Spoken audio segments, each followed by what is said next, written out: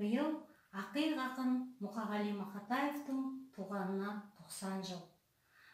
Мұқағали Сүлейменұлы Мақатаев 1931 жылы 9 ақпанда Алматы облысы Райымбек ауданы Қарасаз ауылында дүниеге келген. Мұқағали Мақатаевтың әсерлі жырлары әр қазақтың жүрегін жаулап алды. Сондықтан халқы ақынға ғасыр ақыны деген ат берді.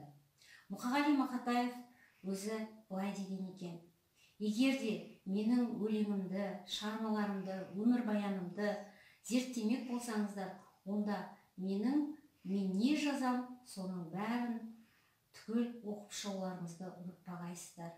Мені өз өлеңімден бөліп қарамауларыңызды өтінемін деген екен. Мұқағали мұрасы, маржан поэзиясы мәңгілік. Мұқағали мұрасы болашақ ұрпақтың еншісінде. Ендеше, құрметті оқушылар, сіздерді мектепішілік Мұқағали байқауы оқуына шақырамын.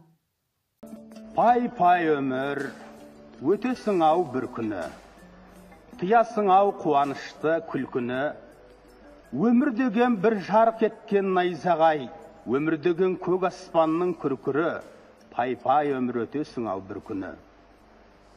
Болмағандай, жүрмегендей сенде біз, кетеміз ау, әй кетеміз, пендеміз. Ұрпақтарға береміз де кезекті, біз кетеміз, кету үшін келгеміз.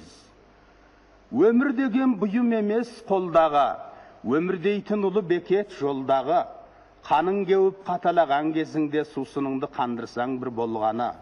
Мына күнде, мына аспанда далан ау, бәрімізден қаладау.